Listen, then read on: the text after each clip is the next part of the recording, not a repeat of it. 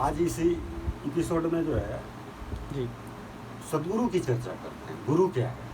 जी गुरु के बारे में तो बहुत कुछ कहा गया है। जी गुरुर ब्रह्मा गुरुर विष्णु गुरुर्देव महेश्वर गुरुर साक्षात परब्रह्म तस्मै श्री गुरुवे नमः। जी अखंड मंडलाकारं व्याप्तं येन चराचरं तत्पदं दर्शितं येन तस्मै श्री गुरुवे नमः। जी मैं भी अपने सदगुरुदेव बाबा झुनकी को प्रणाम करता हूँ, नमन करता हूँ। उन्हीं की कृपा से मुझे ये सब ज्ञान प्राप्त हुआ है। जी मैं इस बाबा झुनकी इस युग के प्रसिद्ध सदगुरुओं में से एक रहे हैं। संपूर्ण अयोध्या नगरी में उनकी ख्याति है आज भी। जी यह दुर्भाग्य इस देश का कि सन 1990 तक अयोध्या में 5 सिद्ध पुरुष थे और जिनके बारे में ये देश जानता तक नहीं। संतों की ऐसी अवहेलना और उपेक्षा की उम्मीद तो कोई इस धरातल पे नहीं करता था। ये देवभूमि है, ऐसे ऐसे संत यहाँ प्रकट होते रहे हैं, जन्म लेते रहे इस धरती पर और इस धरती को पावन करते रहे। गुरु का अर्थ होता है जो संपूर्ण गुरुत्व का स्वामी हो जाए। जी जो संपूर्ण गुरुत्व शक्ति पे जब कोई व्यक्ति नियंत्रण प्राप्त कर लेता है तो वह गुरु के योग्य हो जाता है।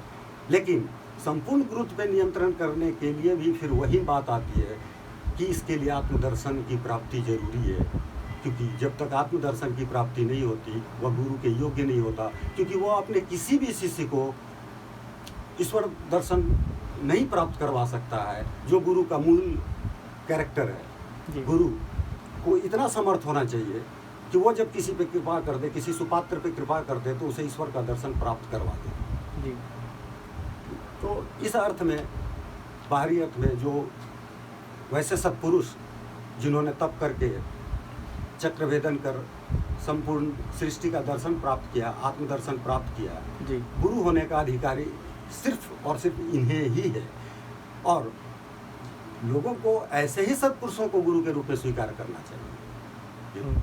बिल्कुल ये सामान्य लोग से आप कथा सुन लीजिए, ज्ञान ले लीजिए, लेकिन वो वास्तव में गुरु के अधिकारी नहीं है। तुलसीदास जी रामचरितमानस में कई जगह इसकी चर्चा भी करते हैं कि कथा करने का भी अधिकारी हर कोई नहीं है और कथा सुनने का अधिकारी भी हर कोई नहीं है। इसलिए सारे ग्रंथ में आपको 2 कैरेक्टर मिलेंगे, एक कथा कह रहे हैं और एक कथा सुन रहे हैं। भगवद गीता में कृष्ण गुरु रूप हैं जो कथा सुना रहे हैं जी कि एक साधु, एक साधक को, एक योगी को क्या करना चाहिए, और अर्जुन जो शिष्य है वो सुन रहा है कि उसे क्या करना है और किस तरह से करना है जी। कि वो अपने चक्र भेदन कर सके और ईश्वर का दर्शन या स्वयं का दर्शन प्राप्त कर सके।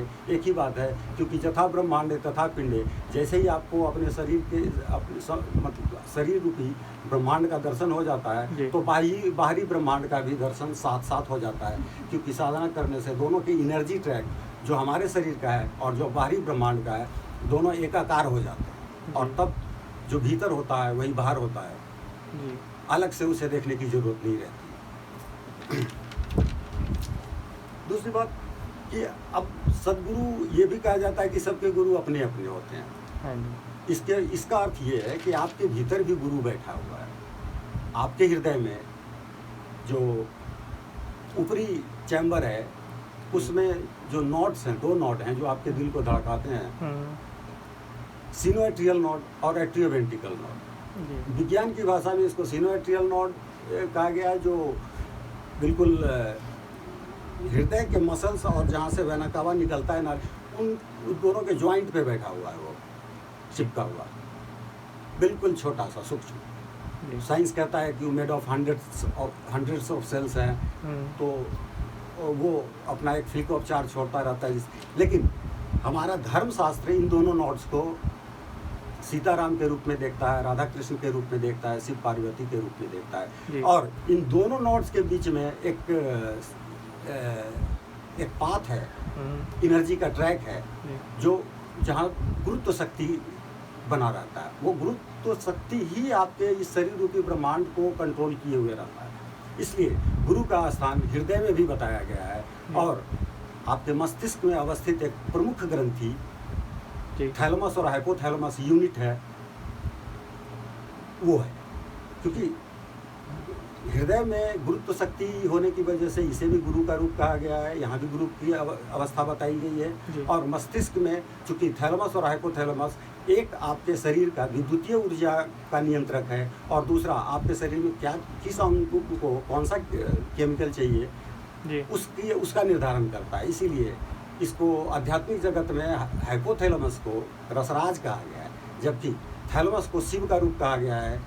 उसे वेदों में इंद्राग्नि भी कहा गया है। इंद्र टोटल को कहा गया है। इंद्र के अंदर थैलेमस और हाइपोथैलेमस और उसके बीच में एक चिपका हुआ छोटा सा इंटरथैलेमिक मास है, जी।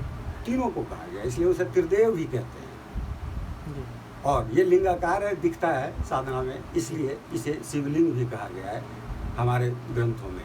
ये आपके शरीर का मुख्य नियंत्रक है। आपका भूख लगना, आपका इमोशन, आप ये सब आप मेडिकल साइंस की किताबों में देख सकते हैं जी। इसके कैरेक्टर्स। और इसे मास्टर, हाइपोथैलेमस को तो मास्टर कहा गया है, ये सारे ग्लैंड का नियंत्रक है। ये अगर प्रॉपर फंक्शन नहीं करेगा तो आपका शरीर बीमार हो जाएगा। साधना में इन दोनों का बड़ा महत्व होता है, इन दोनों से ये जो रस देते हैं स्पेशल। तो गुरु के रूप में बाहर उन्हें गुरु कहा गया है जिन्होंने ईश्वर का दर्शन प्राप्त कर लिया है, और भीतर जो गुरुत्व शक्ति है हृदय में, उसे मूल रूप से गुरु कहा गया है। और अंग के रूप में थैलेमस और हाइपोथैलेमस यूनिट को गुरु कहा गया है। और एक और चीज़ को गुरु कहा गया है जो हमारे शरीर के कमर के भाग में होता है, प्रोस्टेट ग्लैंड। प्रोस्टेट ग्लैंड को भी गुरु कहा गया है, लेकिन सब में चूँकि गुरु इस सृष्टि का संचालन थैलेमस और हाइपोथैलेमस ही मूल रूप से करता है, और हृदय में वो जो गुरुत्व शक्ति है, जो सिग्नोइट्रियल नोड है, उसका होता है। तो गुरु का मूल और वास्तविक अर्थ यही है, बस इसमें इतना। धन्यवाद।